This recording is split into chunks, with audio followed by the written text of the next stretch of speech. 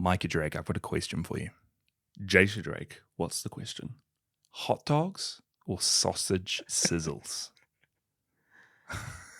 This is the question that's been plaguing members of the Podzilla Monster Island Discord for the last day or so. I opened up my Discord at lunch today. I saw that in the general chat, there were 83 plus messages, all about hot dogs. I think this stemmed from a conversation around what a sausage sizzle is and the difference between ketchup and tomato sauce. Yeah. Well, for some reason, I didn't know this, but people out there in the world, strange, weird people outside of New Zealand, have never heard of a sausage sizzle. They've never heard of the term tomato sauce. They've never heard of putting a sausage on a nice piece of white bread, buttered, if you want. Maybe buttered. Putting on a bit of tomato sauce, a bit of mustard, a bit of Onions? Onions that you've put in like balsamic vinegar a little bit. Maybe some relish if you're feeling fancy. Some cheese on the top of it. But no, here they are using their hot dog buns. Oh, I have a hot dog over here. Yeah, it's ridiculous. Honestly, I'm going to go eat a hot dog. I'm going to have a hot dog, which is literally like 1/3 actual meat and 2/3 a bun. I'm going to have some ketchup. What the heck is ketchup? I don't understand. Some off-brand tomato sauce. How can people out there seriously think eating a big bun is better than just a nice, thin slice of bread and you're getting full sausage, you know? Let me go up to this food cart on the side of the street designated specifically for making hot. No, you want a rusty barbecue outside of Bunnings. Yeah, you want to go cooking up some slightly burnt sausages. Bunnings. When you're getting your plywood and your jib, your 2x4s. When you're getting your jib from Bunnings down the road and you got a couple coins in your pocket. And you're just about to go home and cut the jib. Yeah, you're about to do that. But first off, you got a couple coins just jingling around. $2 coin. $2 coin. You're going to buy yourself a sausage sizzle. A nice hot sausage. Some nice onions. And a nice buttered bun. Nice and buttered. Not even a bun, but a piece of bread. Nice buttered bread. Perfect. I don't think I've ever seen a sad face around a sausage sizzle. You team sausage sizzle? I'm team... Absolutely. I don't know how you could be. I like a good hot dog. I like a good dog. Yeah, it's fine. I like a good dog. But sausage sizzles? Sausage sizzles, you can't go wrong. Can't go wrong.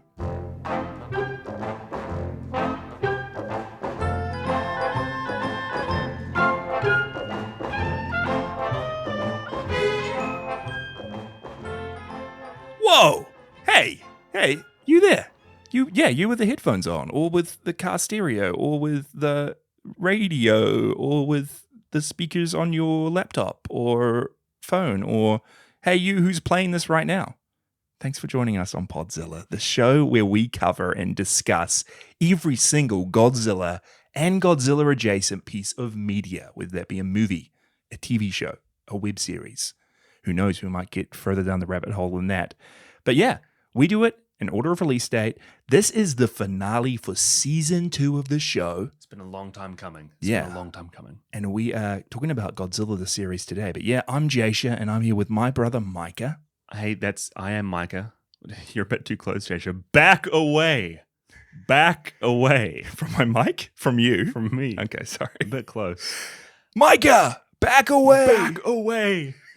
And we mean it when we watch every piece of Godzilla and Godzilla adjacent. We've just seen 40 episodes of the 1998 to 2001, 2002, 2000, I think. 2000. No, it ends 2001. It never ended because it was unaired episodes. The show Godzilla the series. Yeah. Not to be confused with Godzilla the series by Hanna-Barbera. No, that's Godzilla the animated series. The animated series. This is animated, but it's just Godzilla the series. We've covered a few TV shows on this show.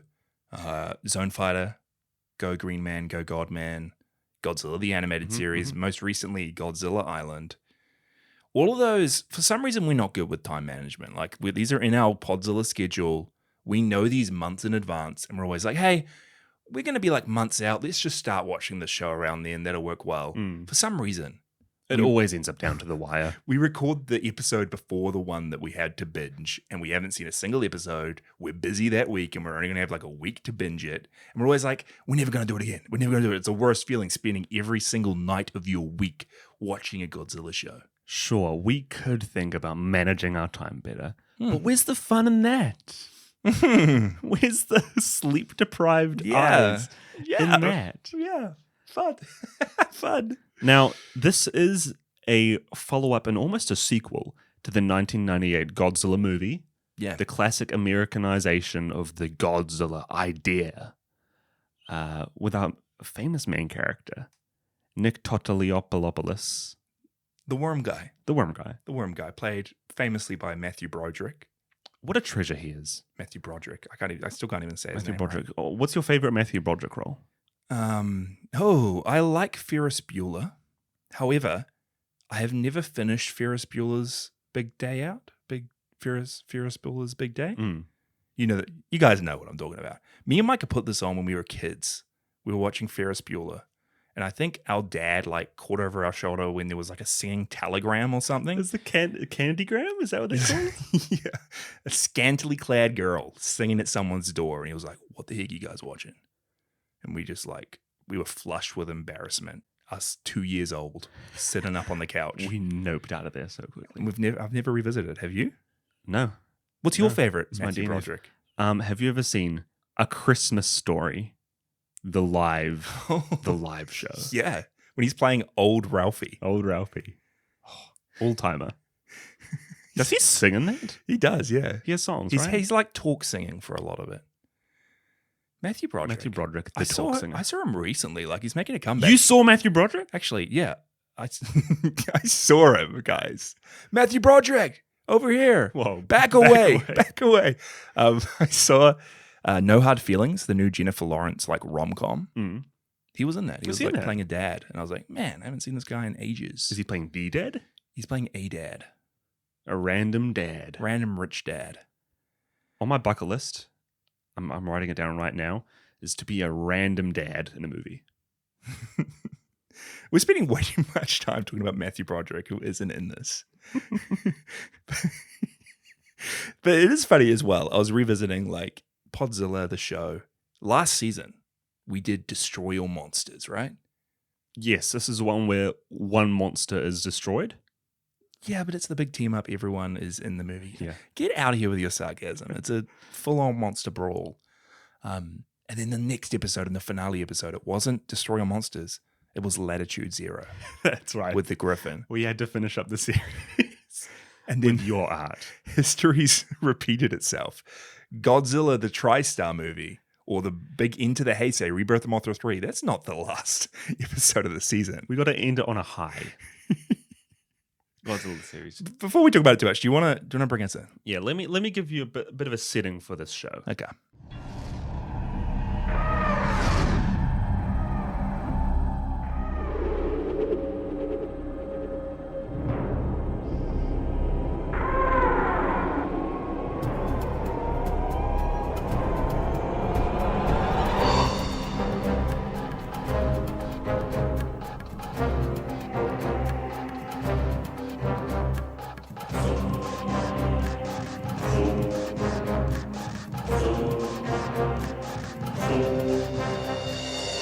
Nick Totopoulos receives permission from Colonel Anthony Hicks to survey the ruins of MSG and ensure none of the monster's eggs survived.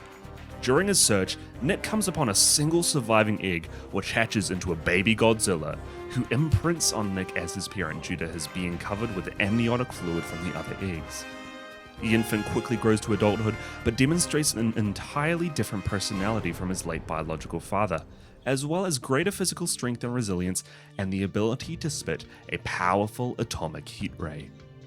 Nick Totopoulos joins forces with colleagues Dr. Elsie Chapman, Dr. Mendel Craven, and Randy Hernandez to form their own research outfit known as HEAT, the Humanitarian Environmental Analysis Team, with the goal of researching and protecting mankind from the various mutated monsters appearing around the world. French Secret Service agent Monique Dupre joins HEAT in order to keep an eye on the new Godzilla, whose loyalty to Nick renders him an important ally to the team on its mission. along with their accident-prone analysis robot Nigel and their boat, the Heat Seeker. The 5 scientists catalog the mutants roaming the modern world, with Godzilla at their side.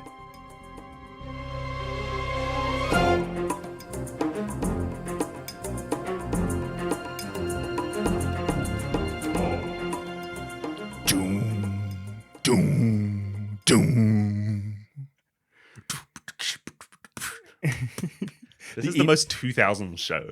The end of the theme song, how it just has those like 3 stingers when credits come up that just sound exactly the same. The Big Ben. The Big Ben bell. The jump scare sounds.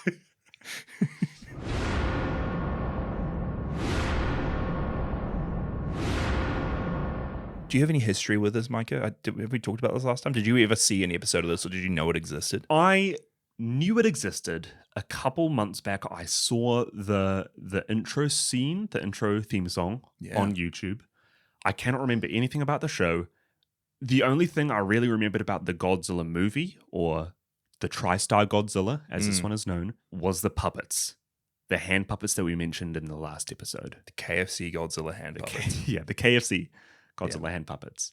Maybe I saw the edge of the DVD case. VHS?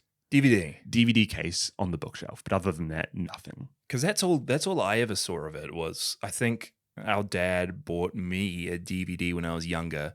And I always thought it was like the complete Godzilla series. And I always thought I must have seen most of it. But it is actually this green DVD that I've recently bought again. And it's just got 3 episodes on it. The Monster Wars trilogy, which is like... Is it only the Monster Wars? Yeah, it's just 3 episodes. And I saw that when I was a kid. And I haven't revisited it since then. I frankly didn't know there was 40 episodes. How many episodes did you think there were? I thought it must have gone for a season. Maybe like 10 plus. Few 12 bits and max. pieces was cancelled. But no, there's 40 episodes over spanning many years. I think the reason why we put off watching the show for so long is I think you mentioned to me that there were like 8, 10, 12 episodes a season, which I could knock out in a week. Yeah. Easy as. Yeah. But there was like double the amount, quadruple the amount that you said there were. I feel like the most we've binged yet, like 14 and a half hours. Yeah. Significantly better experience than a lot of the others because it was in English. Yeah. And there were English versions available, which is nice. Easily available. This is on Archive, Dailymotion, YouTube, and uploaded a lot of the time by like proper like classic cartoon accounts and stuff. Like a lot of it looked official, which I don't know if it is, but it's easily accessible for a change. Which is nice. So any of you out there can go and watch this show and watch the episodes that we talk about and rave about and dunk on in this episode. Yeah. So get ready for it. To start off, I was very pleasantly surprised that this actually stays true to the movie that we just watched. Because I feel like the first episodes of this show is a 2-parter called New Family. Yeah. And legit, it just breezes through the events of Godzilla. We see Godzilla from that movie going on a bit of a rampage. I think we enter on the scene where the 4 main characters of that movie are in their final chase scene across the bridge. Is it the Golden Gate Bridge? Yeah. Maybe. One of the bridges. Bridge over there in America. Bridges, yeah. Which is my favorite scene in the actual movie. And I thought it was cool because it straight away like establishes the tone. There was the same like murky cityscape and lightning and Godzilla, and it matched it perfectly. And I thought that was cool. And then straight away we see old Nick Totopoulos run into the place where there were the eggs, Madison Square Gardens, Madison I feel, Square Gardens. and finding one last baby Godzilla. Which is a real smart way to set up this story because I think the movie ended on quite a final note. But there was the post-credits at the end of the single Godzilla egg, right? It wasn't post-credits, it was just before the credits. Just before the credits, but there was a single Godzilla egg left. Yeah. So this direct continuation. Yeah. I'm not too sure, but it feels like this was made, or it feels like the movie was made with this in mind.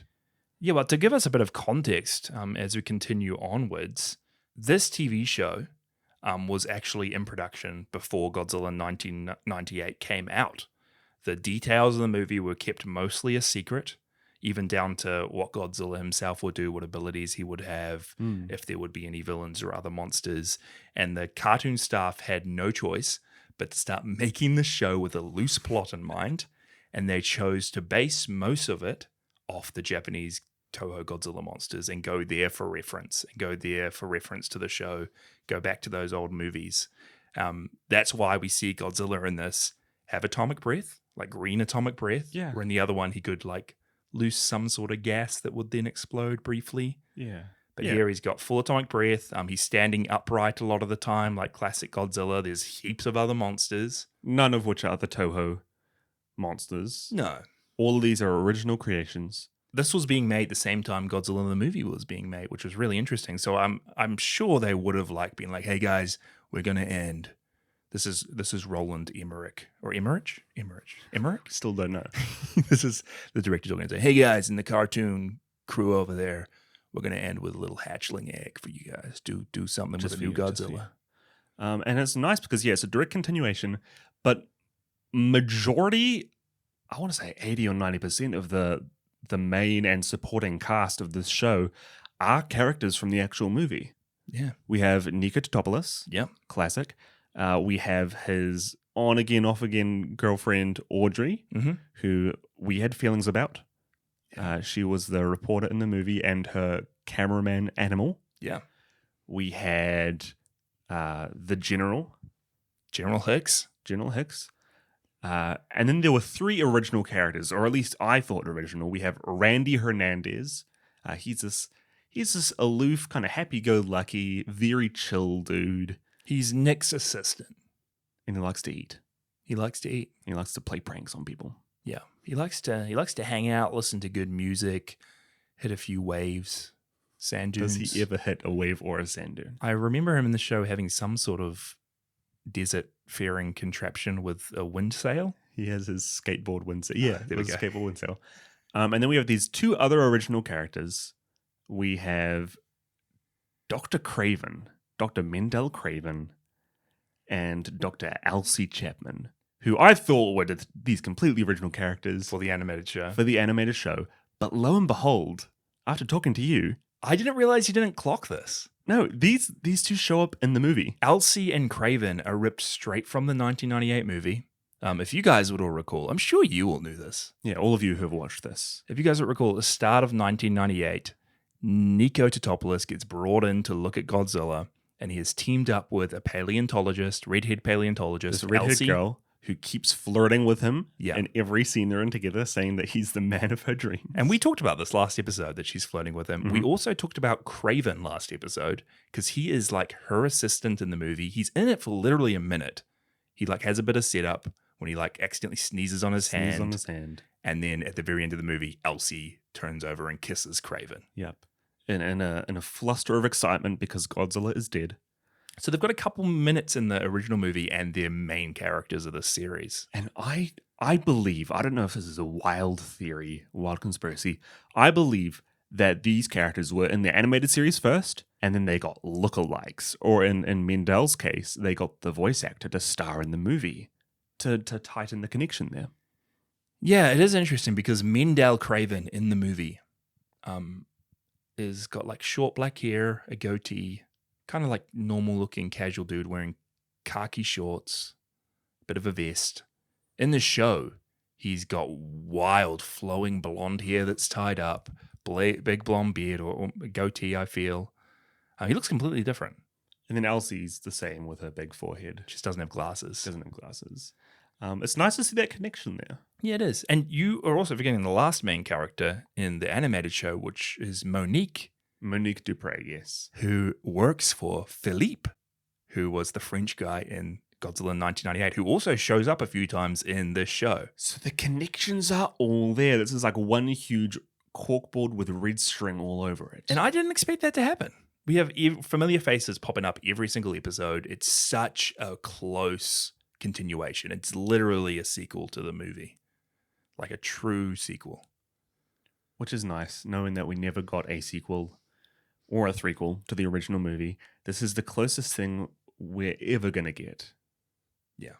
I want your thoughts on another character, Micah. Thoughts on Nigel. Thoughts on Nigel. This is Mendel Craven's robotic assistant, voiced by Tom Kenny. Voiced by the legend Tom Kenny. He sounds a lot like SpongeBob at times.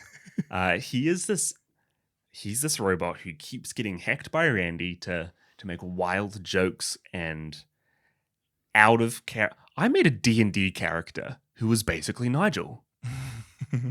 A robot that's programmed to do one thing, be like a research scientific assistant, but he keeps making quips and He keeps getting emotional personality cards. Randy just keeps into programming him to say a whole lot of pop culture stuff, pretty much. Yeah. Doing different voices, which would have been very fun for Tom Kenny. I loved the one specific scream he makes. I feel like every episode, Nigel gets destroyed. It's like the running gag of the show. Every episode, Nigel's sent out to do a simple task. He says some pop culture reference that he shouldn't have, and then he gets destroyed, flung somewhere, and he lets out the scream. And then Craven goes, "Nigel! No, Nigel!" What's Nigel's scream? Ah!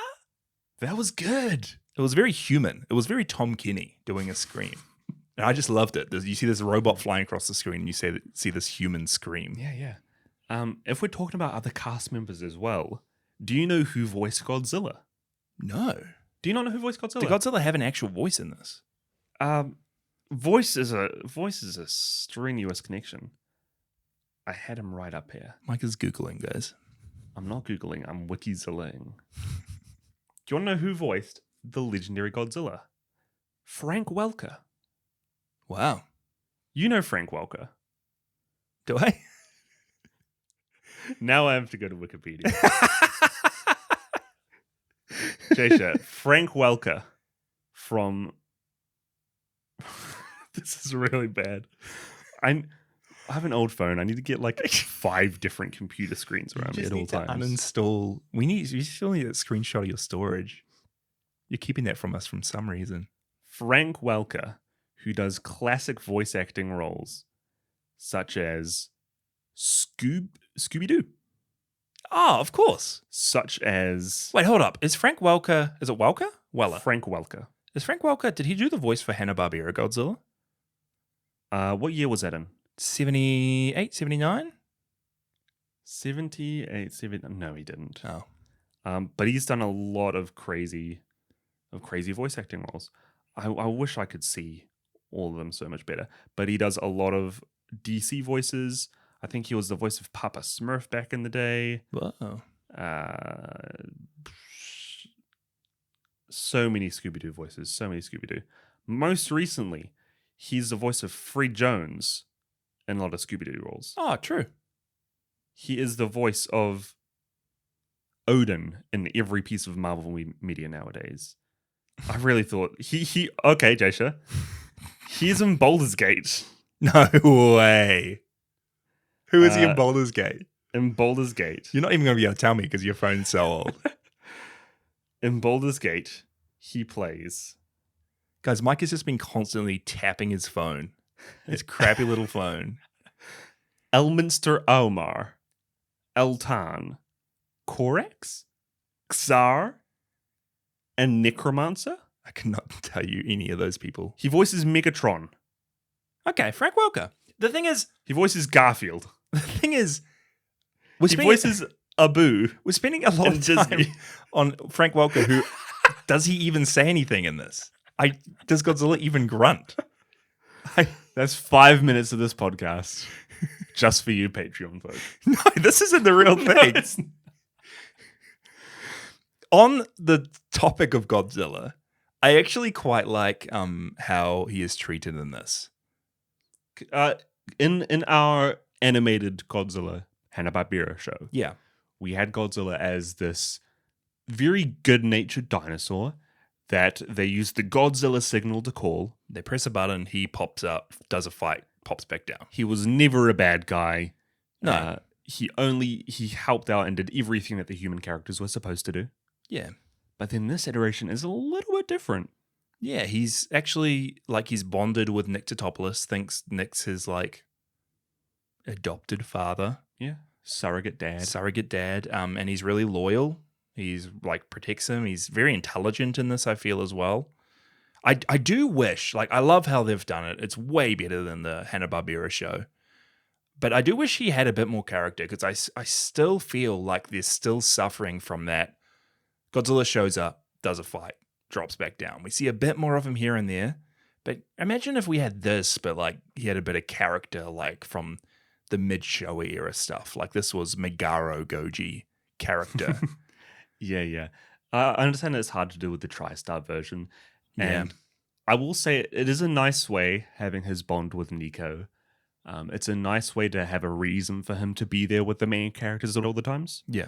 Because, these guys are in trouble. He wants to protect them. Yeah, you're right.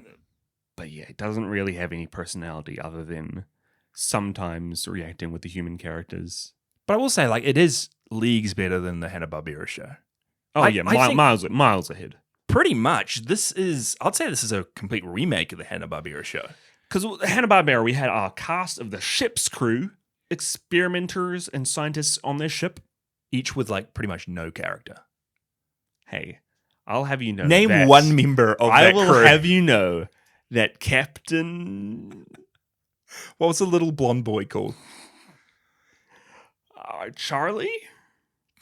Can you name one character? Godzuki? Doesn't count. I can't. I could name these characters, though. But yeah, barely any character for those guys. No, I feel like this is that show. You're exactly right. Like, they've got a ship in this. They're scientists. They're all together as a team. They're all calling Godzilla when they need him, and they're hunting down different kaiju. But they have character archetypes, and this is one of the best things about this show. The best thing, hands down, about this show, like I couldn't care less, pretty much, for most of the monsters in this.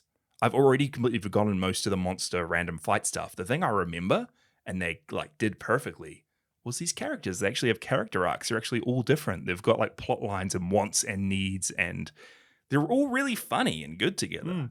You can watch one episode of this show, any episode, and get a good idea for the roles that each of these characters have to fill. You have Nico. He's like the bold main character, good-natured, always knows what to do, has the good ideas. He's heroic. Yeah. You have Elsie, who I think is the weakest of the bunch. True. Tell me her archetype. She's flirty. She's intelligent. She's Sarcastic. Yeah, I feel like she makes the most like jokes in this, to be honest. Yeah, she does. Yeah, she's got a good sense of humor. You have Randy, who we talked about. He's the jokester of the bunch. Chill guy. Very chill. He's not really a scientist. He's showing up in shorts to radioactive sites. He's a hacker, so he's got his skills. We have Mendel Craven. He's the sneezy, sick-prone, full-on nerd, clumsy, actual scientist. Yeah. Robotic scientist. You have Monique. She's the Russian spy. Very secretive, but very skilled. But she also, like, great juxtaposition almost, because she doesn't really care about the scientific angle, and she's just there to kill these monsters. And she's actually on the team as a spy. Yeah. But the team needs her. Yeah. So you've got this real cool core cast of characters. Yeah. And at least there's some quite cool relationships throughout the series. Yeah. Not just romantic relationships, but just character dynamics. And with that main core cast, you do have those supporting characters come in quite often as well. You have the general, you have Audrey, Animal, even Philippe a few times, and even Mayor Ebert, Roger pops Ebert. up. Yeah, but most of those times, it's just so nice actually having character development and just character in a show like this. That's really good. I feel like a lot of the episodes, like, you'll get one that's focused on these two characters and their relationship. The next one will be focused on another two. And they definitely have enough time for you to get to know them, for them to grow. Who was your favorite? Do you have a couple of the favorites from the bunch? I do have a couple favorites. I know I hated her in the movie, but I did like Audrey in this. No way. Yeah. I couldn't stand her. I think they do a better job of making her as like the jealous, snooty, but at the same time, very self-aware character that she is. I have in my notes here, Audrey and Animal are the worst. I feel like I think Animal is the worst. I feel like in this, they took them from the movie and just made them complete caricatures of that. Like, she's doing anything for the scoop. Yeah. That's her. I think I liked her more like that. Because in the movie, she was just so dumb. But in this, she's like She's doing dumb, whatever but- she wants for her own Yeah. purposes. I probably think she's the worst because of how they're making her character, to be honest. Like, she's still double crossing Nick Totopoulos. She's still like flirting with him and then getting one up on him for the scoot. I think that's the reason why I like her though, is because she is the love interest for Nico in this show. Yeah. And it leads to I feel like it's almost like a Peter Parker Black Cat. Or even like Mary Jane to the extreme type relationship. Well, they're doubling down on Nick being this chick magnet. They're doubling down on he's got Audrey, who he's going strong with, but Elsie's like trying to get with him whenever she can. And then Monique shows up, and then the boys straight away are like, oh no, there's another one for Nick. They're doubling down. It's just funny. It's funny because he doesn't have too much character outside of. He's the his other main one role. who I think sucks in this, to be honest. He's just always angry. He just always is telling everyone off. And his like most memorable line is, Godzilla, back away. They reuse that same voice clip Back in at away. least 3 episodes. I have another, but who's your favorite character in this? My favorite, hands down, is Mendel Craven. Yes, okay. So he's my actual favorite. in Yeah. this. He is so good. He is just so funny. He gets the best lines. Yeah, I don't know. He's just so quirky. And like, I don't know if I've seen many actual characters in media as perfect as he is. I think he started out across the series. I think he actually has real good character development. In the first few episodes, or even the first season, he's just this absolute klutz, can't do anything right. He's the nerd. He's sick all the time, can't do anything well. But by the end of the second season, he's actually like pretty self-confident in himself. He has a lot more heroic.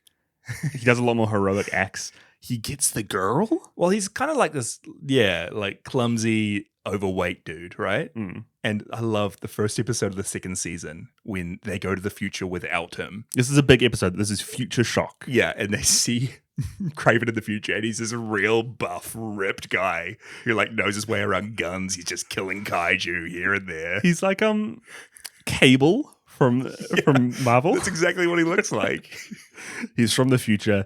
He is the most masculine, heroic man I've ever seen in my life. Goals, honestly. I saw that and I'm like, I want to be Mendel one man, day. at the gym, even though Mendel isn't in the show. But even just like the jokes with him, like there's a whole episode where for some reason he really wants to put on sunscreen because he's going into the jungle, like, and there's gonna be bugs. It's like a sun and bug repellent like thingy, and he just inexplicably turns orange, and he's just orange for the whole episode. You know why he was orange? Why is that? It's because Randy gave him a prank tanner. Was it prank? Was Yeah, it a prank? yeah. Oh my gosh! I thought it was just some people react and turn orange with sunscreen. He would be the one to react. I loved his role in Deadlock, the Loch Ness episode, yes, where I think someone in this Scottish tour like gift shop scams him into believing that he's part of this like long line of Scottish heroes. So for the entire episode, he's just going around with bagpipes and kilts. He's like buying a new piece of Scottish attire every time they stop back through the town. He nearly brought the underwear, but he didn't. He didn't buy the underwear. He didn't. There was one more. The other thing I liked about him is that he is played off a lot in this series as the counterpart to Randy. Yeah. These two, like, they're friends, but Randy's constantly pulling pranks on him. They hate each other, but they actually grow this like really cool relationship. One of my favorite moments is in the episode Vision with the hummingbirds. Yes. And this is the one where Randy fixes his computer and opens an email from an archaeologist, and he ends up believing mistakenly that Craven has a virus. Craven He's is gonna going die. to die for a deadly virus. Yeah. So the whole episode, he's just playing nice to him, being the nicest dude ever.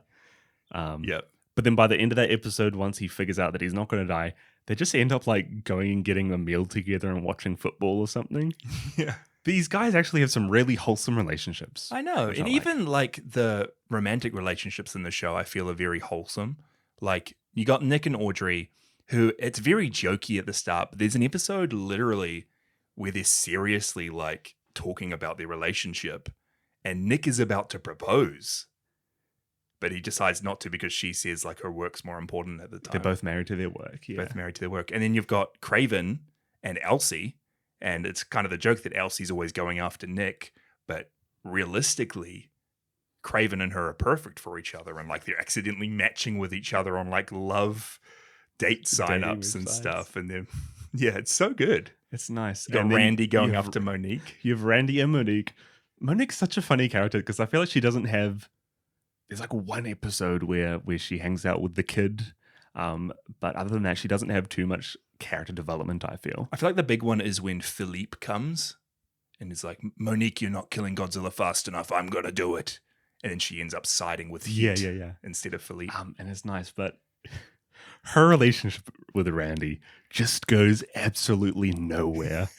And I love it. It's good. It's good. It wouldn't be great if like all three of them ended up together, you know? I feel like that's where they would have been heading in future seasons. Probably. Well, we've talked about characters. Should we talk about the monsters? Yeah. There are at least 35 plus monsters. I think 35 plus original monsters. Jasia, who were your favorite monsters? Or should I say mutations? Yeah, they're not your kaiju, favorite mutations. They're not monsters. They're not titans. They're mutations. I got a couple runners up. Then I got my favorite. Okay. A runner up is Nessie. They literally find the Loch Ness monster in this one. Is this Nessie's child or no, the actual big Nessie? Big Nessie. Kind of looks like Manda, a sand-colored Manda. Plesiosaur. No, it's not a plesiosaur. It's the they discover he's the one from Jurassic World. You know. I know the word. Chronosaurus? No. Guys, I'm so sorry. Dinosaur fans out there, I've let us all down. Whatever that one is. Whatever that one is.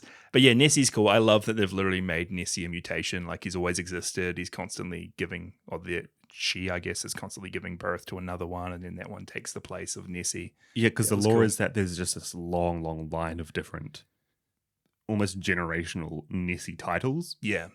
Which is just cool lore. And I also loved the giant rats.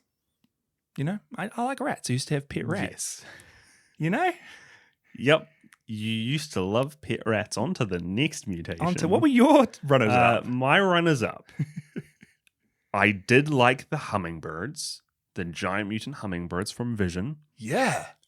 Simply because I think they're the most visually impressive monster or even just creature piece of animation in this whole series. And like most creative. Yeah. Guys, the hummingbird can travel up to like 520 kilometers, one of those two. But the whole thing with it is that the main characters cannot see this creature because it's flying too fast unless they get up to speed with it. So they're having to fight this huge hummingbird at insane speeds. But the animation they did for this, it's like constantly rainbow colored and flicking around. Yeah. I did not think that this level of animation was possible for a show in the late 1990s. It's great to see. I also love how they had to make Godzilla big glasses so he could see it. Imagine that as a battle line skin, you know? Imagine. Godzilla with glasses. My other runner-up would be Dragma. Dragma. This is from Future Shock when they go to the future. Yes. Now, is Dragma one of your top ones? No. Okay. Yeah, Dragma is this human-created creature as some defense project by a person. They go to the future. They have to go back in time and stop this dude from creating these creatures. It's Terminator. It is Terminator, isn't it? Yeah. It's Terminator Judgment Day, like to a T.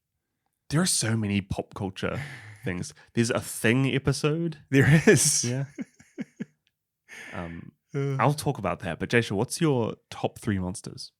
Well, I've already said Nessie and mutant rats. Those were some of my top ones. Yeah. You got a lot. I do have one more I wanted to shout out, which you probably have as well, but it's Komodothrax. No. Which was the giant female Komodo dragon that actually bonds with Godzilla. Yeah, these two mate. Godzilla could have been a family unit. They had a little egg, and then the people in this episode just kill her, chuck the egg down a ravine. I feel bad for Godzilla. Is this the only time in Godzilla history where Godzilla feels love? Feels something? Has reciprocated love? just him chilling out in the snow. You see that photo of him chilling out? You see that? Yeah. So good. But my favorite monster, hands down, is Cyber Godzilla. This is the not Mechagodzilla. Yeah, it's pretty much the show's Mechagodzilla, and it's the main villain of the 3-part Monster Wars trilogy, which I guess we'll get into a bit later on.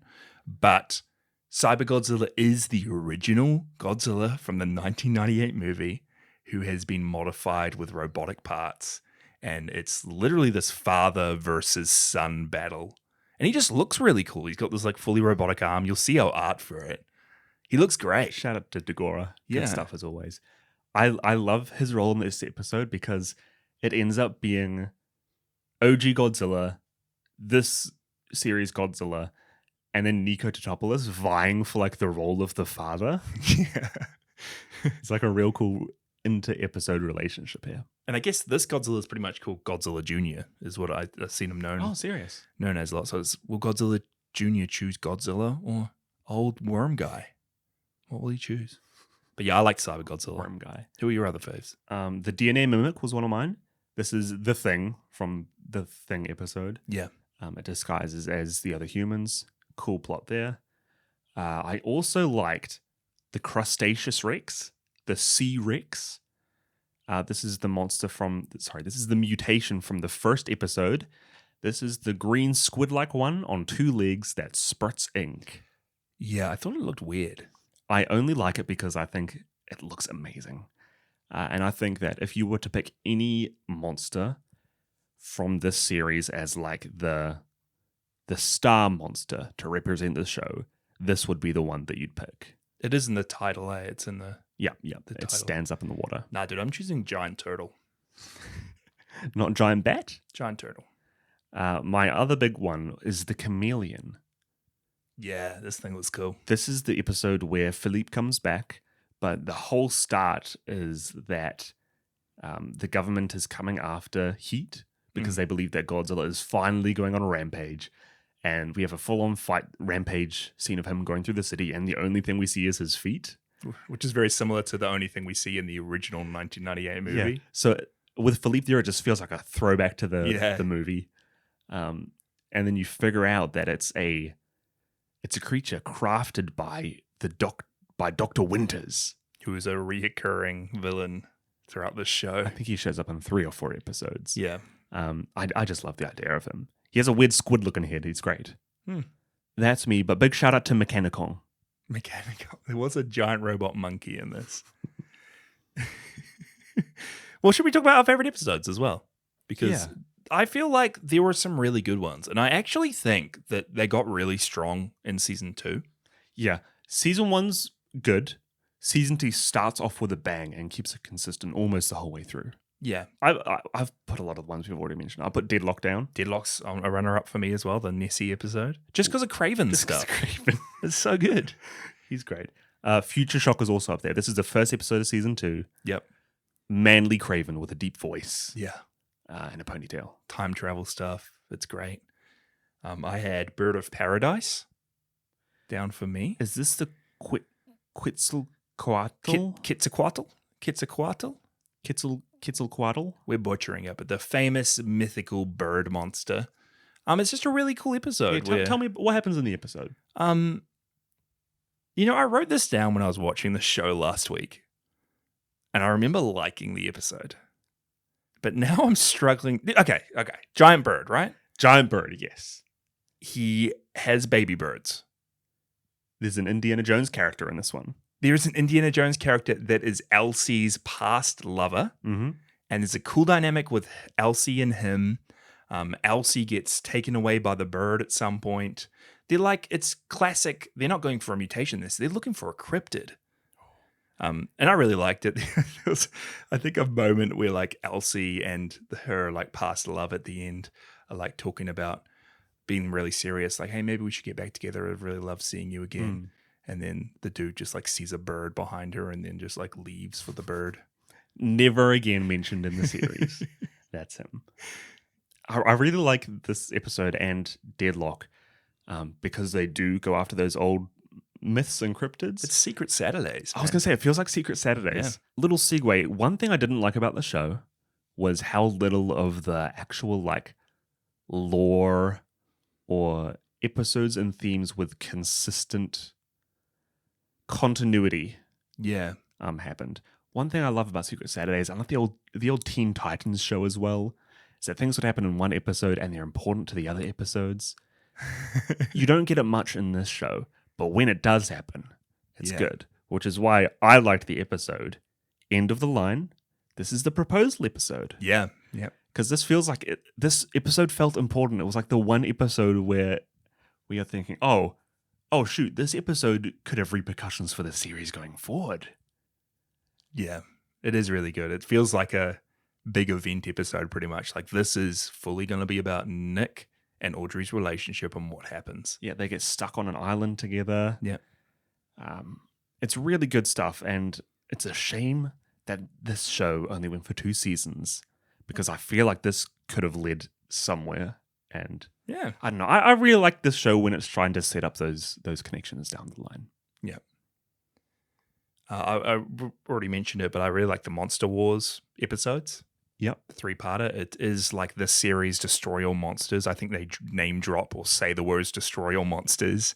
And after it happens, they create Monster Island where they take the monsters off to. Yeah. But it's pretty much a lot of the monsters from the show are mind controlled by aliens to go and destroy different places of the world.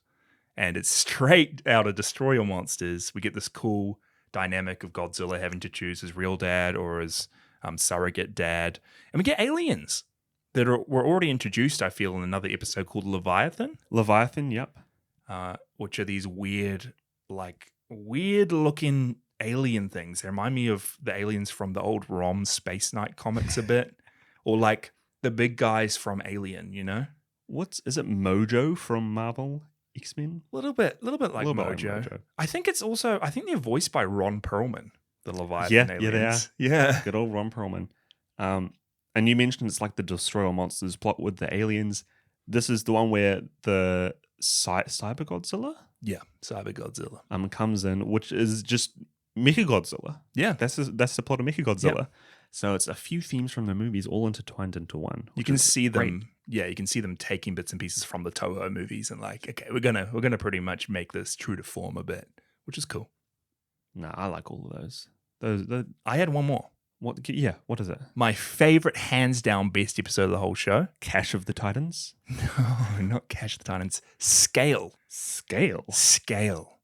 It is an episode where there is... I wondered if you were going to like this episode. I loved it. It's an episode where Audrey is like interviewing this weird activist woman who's part of a cult, and she like wants to free all mutations and let them rule the world. And Audrey's doing like a documentary expose with her. And the whole episode is told found footage style through Audrey, or I guess Animal's camera, and then the security cams around the island and around the heat base. It's good stuff. It's really creative. Fun. It's framed just like you're watching a documentary that was actually filmed in the universe. And again, yeah, I just loved how out the gate season 2, they're doing creative changes to the formula, crazy sci-fi stories, bringing back recurring characters, actually making some heartfelt relationship stuff. It felt like the show really found its footing and was able to become its own thing. Yeah, and we haven't even mentioned most of these 40 episodes. No. But a lot of them have really cool ideas in them. You end up having, like, I want to say a Gundam-style episode where it's just Godzilla versus these people in mechs. It's more Voltron, yeah. Voltron, yeah. You have Cash of the Titans, where you have this, like, WrestleMania president capture all these mutations and pop them into a coliseum for everybody to fight. It's straight out of the movie Artificial Intelligence. Like they're taking bits and pieces from pop culture. It's so cool. Oh, 2 more episodes I liked. Yeah. One was the episode, I want to say Juggernaut. This is where the alien comet comes down to space, and it's the tech. Comes the down tech to alien space. Comes down from space. And it just starts infecting the technology on Earth. It looks like this gross, fleshy blob with eyeballs that just starts like infecting remote control cars. Drives under a hot dog cart. Ew, gross. Gross. He would do that. And it ends up with like it tries to converge with like a nuclear missile. But the other big episode, and I felt the standout episode of season 2, was the Magic School Bus episode. When they go inside Godzilla. Where they go inside Godzilla. And I feel like they did And this defeat a exact bacteria. thing in the Hanna-Barbera show. I feel like... Did they? I feel like we had... Oh, no, we just had Tiny Godzilla. We had Tiny Godzilla. Fighting. But he grew so small, he was fighting like He bacteria. was fighting bacteria. So we have Godzilla fighting bacteria.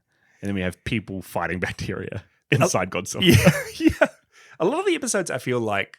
I mean, I guess there's not much you can do with this format, but just like the Hanna-Barbera show, we had giant spider, giant bird, some time travel episode, an alien episode, a monkey in the snow. A lot of these episodes are mutations of pre-existing animals. Yeah. So you have like shrews, snow moles, bees, mosquitoes, bombardier beetles, termites. Yeah. Just wacky extremes of these. I mean, if you think about it, a lot of animals in the real world are already pretty freaky, Yeah. gross looking. Yeah, you're right. And I love all the designs of these monsters because I don't know who designed them, but they did a great job at making them seem like actual mutations and otherworldly while still potentially being a part of this planet. Real cool stuff. Yeah, they stuck with the like realism that Godzilla 98 put the stake in the ground with, right? Like, this Godzilla is a lizard. This is the only way that mutation or radiation stuff could happen is worms grow big with radiation, lizards grow into Godzilla with radiation. And they took that and ran with it. The logic is there. Yeah. That's all from me. Jaysha, did you have anything else, or should we go on to... No, man, I've got plenty of notes, dude. Yeah, Should I read them out to me. rapid fire notes? I think I have a couple more, but you go ahead. I love how much they make fun of Nick Totopoulos for being the worm guy. Like, he finds worms somewhere in the show and he's like, hey guys, you miss me? Or like, they're dealing with a real big threat and he's like, yeah, but this is our chance to provide valuable data to the worm community. And he's like writing a worm book. Community. It's so funny. And I think the general exclusively refers to him as the worm guy. The worm guy, that's all he's called. And Nick had some great moments. Like he early on, there's like this big orange symbiote creature. This is the nanotechnology creature. And Nick's dangling out of a helicopter doing this big Mission Impossible like chase scene with it.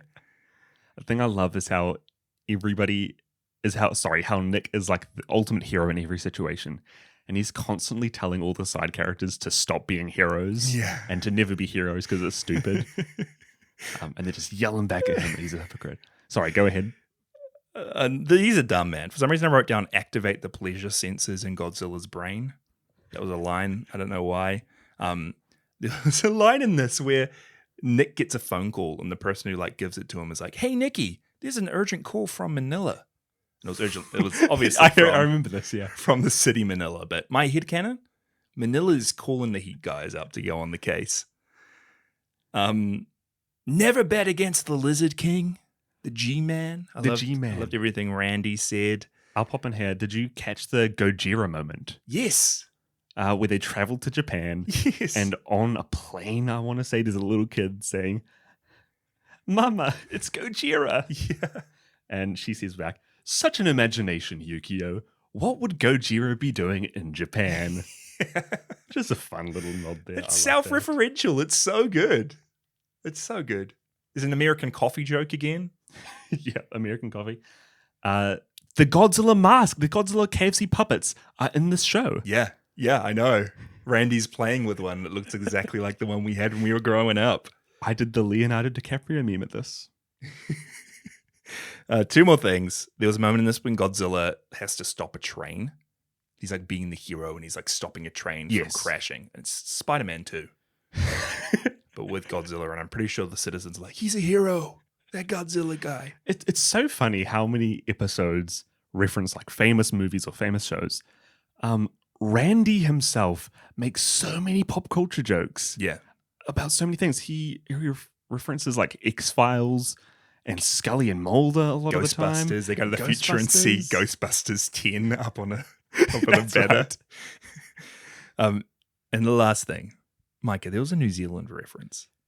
Did they reference it, or was it like a picture of New Zealand? It was a brief New Zealand reference. It's in the Future Shock episode when Randy's talking about like the dragmas are all over the earth. Yeah. And I had some friends, I had some buddies, but they went off to New Zealand because there's fewer dragmas there.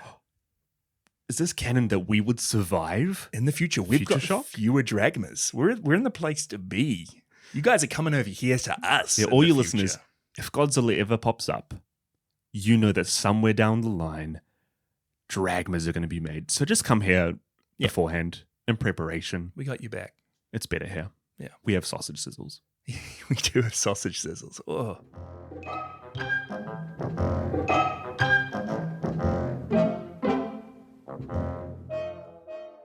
I also have a few bits of trivia just to take us home. And this one's really interesting, right? Because we were watching the show across different platforms to get all the episodes. They're all out of order.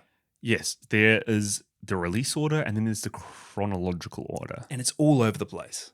Like I feel like it's so hard to watch it in chronological order. For some reason, these weren't released in the way that they actually canonically make sense. And then some episodes were even missing and were never aired at all. Yeah, so this series originally came out on Fox Kids Saturday morning. Mm-hmm. Every Saturday you'll catch an episode of Godzilla, which to be honest, I feel like that's the perfect way to watch this instead of binging it. Yeah, I feel like I kind of got sick of this by the end. Not because it's a bad show, but because it was not meant to be binged in 1 week. No, but if you're watching it every Saturday, hey, this thing's the best. But ultimately, it came out at a terrible time because this is just when Pokemon and Digimon were getting big. Okay, now how does that relate to all of its episodes being out of order? Well, apparently there was a big like Pokemon Digimon war. It's called. There's a lot of internet lore about this war between Warner Brothers Kids and Fox Kids, who were bidding and trying to show as much and buy as many episodes and rights for Pokemon and Digimon as they can, because this was a hit craze with kids in the late 90s. All kids wanted to see was Pikachu. Yeah. And all the other many Pokemon that I can name. Name one more that you didn't name last time. I literally can't. Why are you doing this to me? Please, one more. Mewtwo. Okay, I'll let it slide. Yeah, there we go. But as a result, Godzilla the series was moved around a lot. It was placed in different time slots all over the place to try and accommodate Pokemon and Digimon. And in the end, they were going so crazy. They were like showing Pokemon and Digimon marathons, back-to-back episodes. And Godzilla just got lost in the shuffle. For some reason, episodes were misplaced. Episodes were never repeated. Some were skipped. Others were rescheduled. And there was a brief period where the whole show was taken down before it came back up. Two episodes never ended up airing because it just got lost in all this chaos from the Pokemon Digimon war. This is really sad because I feel like I said, one of the strengths of this show is when it does have that continued storyline. A lot of the romance subplots in this were just so wacky because they just came out of nowhere. In one episode, Elsie just ups and kisses Craven, the Future Shock episode. And in the next episode, they end up matching together on a dating site and act like they hate each other. Yeah. It's wild to see, and I feel like it would have felt so good seeing this in its proper order. And that's why the show was ultimately like canned. Not because the 98 movie wasn't well received. It was just because there was better kids' TV on at the time, or more popular kids' TV. Because this itself was popular, this show. Yeah, it was. But you don't hear it in the same breath as Pokemon or even Digimon. No. It got choked out. Yeah, which is really unfortunate. Got suffocated by all of the monsters that Can you name a Digimon? No, I cannot. Can you name I can't either. Okay, Godzilla, Giant Turtle, and Komodothrax, the giant Komodo dragon, Godzilla's girlfriend. Yep. They all make cameo appearances in Godzilla Singular Point. In Singular Point? Oh, cool. Again, that show seems to be jam-packed with like references and cameos. Sorry, what was the first? You said the Giant Turtle, Komodothrax. And Godzilla Jr. The TriStar Godzilla shows up in that show. Yeah, I think it's probably like a plush toy or on a t-shirt or something. It's probably one of those postcards at the end of the credits we've talked about before. But they're referencing it, which is cool. That's nice. And then, strangely enough, and this is very interesting, in drafts and plans that were uncovered after the series was cancelled, there were monsters that were going to be planned to be in future episodes. And the monsters' names were Gigan, Manda, Megalon, and Mogira. Jasha, don't do this to me. Now, a lot of people think that they were probably just placeholder names, like they were just going to make similar monsters like that and not the exact ones from Toho. But what if, I pose a question, what if we were robbed of Gigan in Godzilla the series? I was thinking, how cool would it be for this show just to have in one episode a classic Godzilla villain show up? Read out those four names to me. That was Gigan, Megalon, Manda, and Mogira. Mogira, which is funny because apart from Mogira, those other three monsters are ones that could easily be mutations of other animals. You have Megalon, the mutated bug. Yep. You have Gigan, the mutated chicken. Or an alien. There's aliens. Or an alien. Yeah. But imagine if it was a mutated chicken. Yeah, that would be great. Manda, the classic sea serpent. Yeah. I was dying for another Godzilla connection here. Yeah, it would be. That would have made it. But Cyber Godzilla was okay. I'm happy Cyber with that. Godzilla's good. He's Mecha Godzilla in my eyes. He's among the greats. He is. Last little shout out for me, Jasha. I know that the world is in a crazy state right now with AI. With AI generated stories and images across the globe. You know what Randy did in one of the latest episodes? In 99 or the year 2000 or whenever this came out. He wants to make a logo for Heat. So what does he do? But he creates a program to download every single image on the internet and combine it all and make a great logo out of it. He can take a picture of an artist he likes, like he likes the Mona Lisa. Who did the Mona Lisa? Leonardo da Vinci? No. Michael? No. One of the Teenage Donatello? Mutant Ninja Turtles. One of the Teenage Raphael. He's like, okay, I want a logo for Heat in the style of the painter of the Mona Lisa. Put in an H in there for Heat. And like, can you please make something with artificial intelligence? And it's literally, did Randy predict Midjourney? That's what I want to know. I think Midjourney and the creators of it just blatantly stole from Randy. Randy's like the output of Mona Lisa on a little rocking chair biting onto the letter H. That was a great logo. Randy is the cause of all of our problems in the modern world. Yeah. Man. Randy.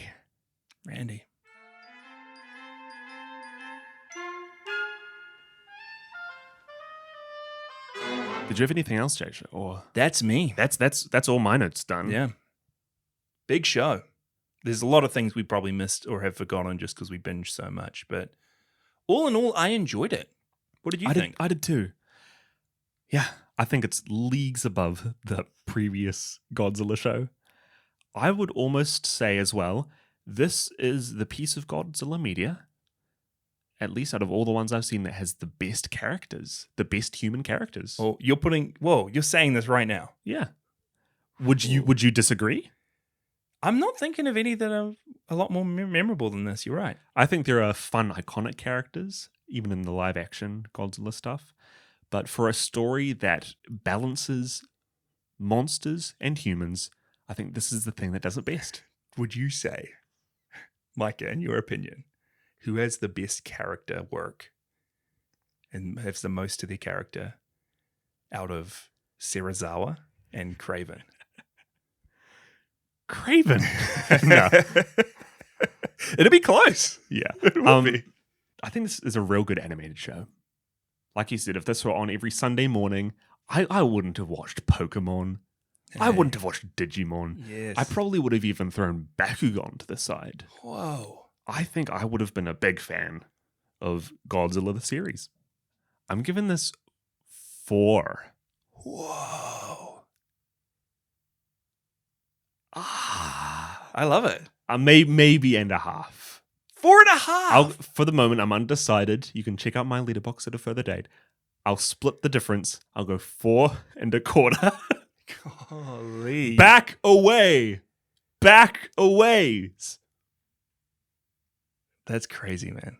You really love this You're show? going to give it like a 5 out of 5. Me? Yeah. I loved it. I think it's a big step up from Godzilla the series. Godzilla the animated series. Sorry, Yeah. the 70s one. It was still a kids show. It was a really good kids show. But for every really good episode, I feel like there were some real forgettable ones. Mm. The character stuff was great, but I did get a bit over just Godzilla popping up, fighting a monster in like the second act, and then everything like wrapping up nicely with a bow. I think it did improve in season 2 a lot, and I really just wish we could have seen what was going to happen. It's a huge improvement from Godzilla in 1998. That movie should have been this movie. Heat going at it. Team. Yeah. Live action Nigel. Oh, what could have been the Godzilla sequels? Live action Craven's ponytail. If they even did it. I'm going to rebut that there. I think that if you were watching this every Saturday morning, Yeah. as a kid, the show is meant for kids. I think that even the bland episodes would have been exciting if you were waiting every week for it. You're probably right. And this probably is all just to me being very fatigued with the show in general and binging it so much. Yeah. I think I've done it a huge disservice. So don't take my rating as truth, because I probably would have enjoyed this a lot more if we'd paced ourselves. What are you rating it? I'm going to give it Godzilla, back away. Back away. Back away. Back. Is that 3.5? 3.5 out of 5. 2.5 out of 5 back away. I Jasha, really enjoyed it. You've ruined my life. Are you telling me that Latitude Zero is perfect and this is Dude, Latitude somewhat okay? Latitude Zero is a 4-banger. Yes, Latitude Zero is Didn't great. you rate that a 5? No, that's Oh, War in Space. No, Sorry, dude. I'm thinking War in I Space. gave War in Space 4.5. No, you 5-banged that. No, I didn't. Yeah, you did. No, I 5-banged Orochi. Okay. Well, I'm still not forgiving you my to ratings. put 4.5 War in Space and not this. This was very fun, and I would love to revisit it again when I have kids one day. Yeah, this is one of the shows where Yeah. I'm going to pop this on for my kids. Yeah. They're going to see one episode of Bluey and one episode of Godzilla the series every Saturday morning. Yeah, it was good though. Like this was probably the most I've enjoyed binging a show for this podcast. Yeah. Yeah. Yeah, I'd agree. Like I didn't agree. mind having this on in the background most of the time, which was really cool. If you were to change one thing about this show, what would you change? Release it in chronological order so it makes a lot more sense. And just be a bit more wacky with the stories. Like I did just the thing I got tired of most was this random animal has mutated. This evil guy wants to kill Godzilla. That's an episode. Yeah. Every episode, someone in the government's like going against Colonel Hicks and being like, hey, let's kill Godzilla. And it's just rinse and repeat, rinse and repeat. And they did change that up. Like they got really creative with it. And I loved that. So I would have just loved more creativity. It's hard because the second season it improved. I know. And I think it. if there were more seasons, it would have improved even more. I was getting tired in the first season, the first half of this journey, and I was loving the second half a lot more, which was funny. Yeah. Good show, though. Let us know what you thought, guys. Yeah. I'm curious for what everybody else's experiences with this was, especially if you saw this when it came out. Yeah. If you denied Digimon, and if you cast aside Pokemon Did you take a to watch stand? this. Were you on the right side of the war, not taking a side and watching Godzilla? I do have a few, not reviews of this show, but just Letterboxd reviews of you guys tagging Podzilla. Thanks so much for doing that. We really love reading your reviews, seeing what you're watching, seeing where you are in the journey. And we have a review here from one of our good friends, Ev, Ev on Letterboxd. And she watched Mothra, the original, the OG. And she said, sublime. The egg was cool. I dig the music. The acting was superb. And her son and her snuggled up and enjoyed it. Mothra, Queen of Beauty, 4 out of 5. Oh. Love to see it. There is no better movie to snuggle up to your child to. Yeah, I commented on a review, like, these Mothra movies are just like a warm blanket. Yeah, warm and fuzzy. Yeah, all of them. I usually hate the thing that's going around nowadays of like cozy games. This is my cozy movie. media. Yeah. But Mothra is the one cozy creature and cozy media that I will stand for. My only comfort franchise, my only comfort movie, Rebirth of Mothra. Rebirth. Mothra. And then we got one more here by Kyle, another one of our good pals. Yeah. And Kyle is another person. I don't know how you guys are doing this, but you're like binging through the Godzilla franchise, binge listening to Podzilla at times.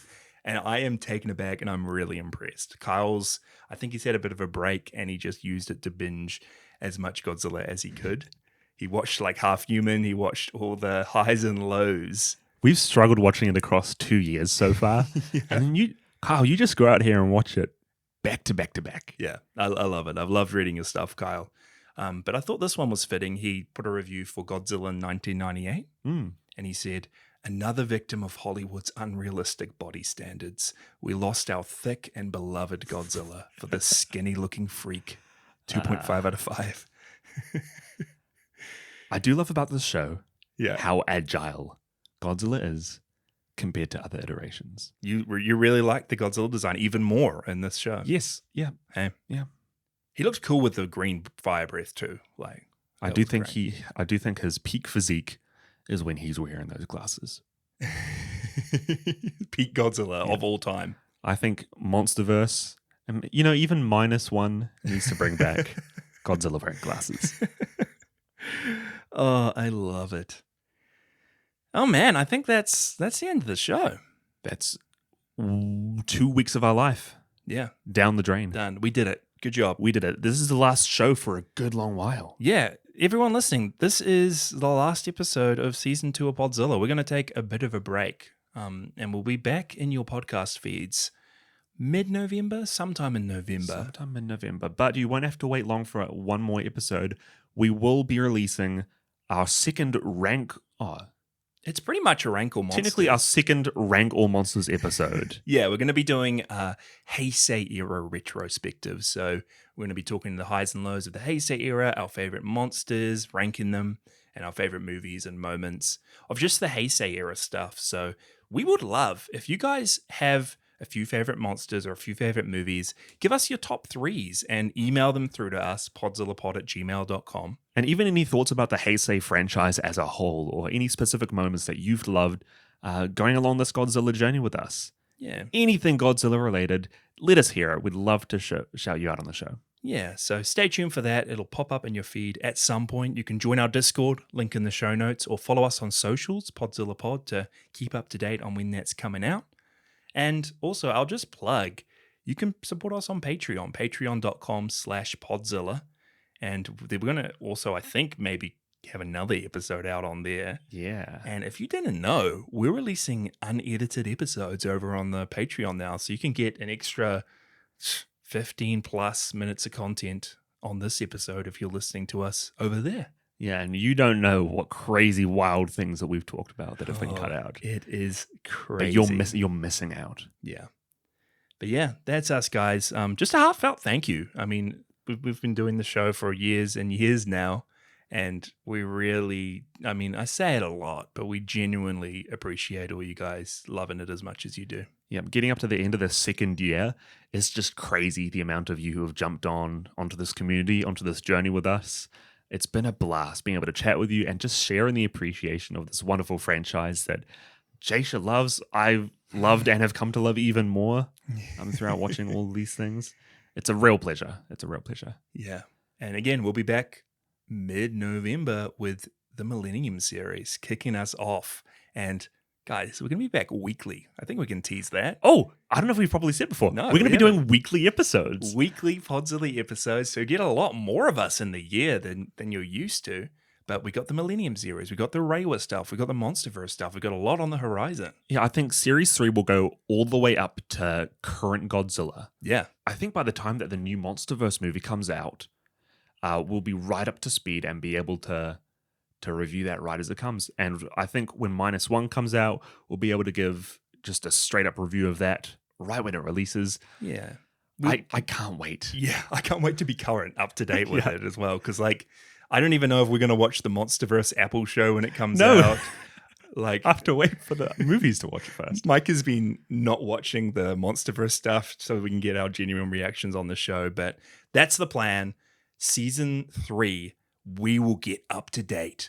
So the week Godzilla X Kong drops, we'll have an episode on it. This is the final stretch. It is. And we do have plans for season 4 going forward, but for the moment, we're focusing on the journey to current G-Man. It's all about the journey. It's all about the G-Man. It's all about the G-Man, the Lizard King. It's the G-Man. Oh. It's been fun doing this with you, Hefe. Yeah, you too. You too. We'll see you guys next year. No, not next year. No. End of this year. A couple months. That's been Podzilla with your hosts Jasha and Micah Drake. Follow along on our socials at PodzillAPod and jump into our Discord via the link in the show notes. Huge thank you to Cassie Celine who did our podcast art and Degora9898 who did our episode thumbnail. Let's go. And just a disclaimer that any musical sound effects used in this episode belong entirely to the Toho Company. See you guys next episode. Cut this out, Jasha, if you see this big part. Cut it out. Can I get a 1, cut 2, 3, cut 50 minutes, 45, 46, 47, 35, 38, 25, 20, 15, and cut this out, Jasha. Keep saying that.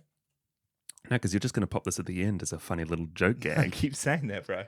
15, cut this out, 14, cut this out, 13, 10, 9, 8, 7, 6, 5, 4, 3, 2, 1, and cut.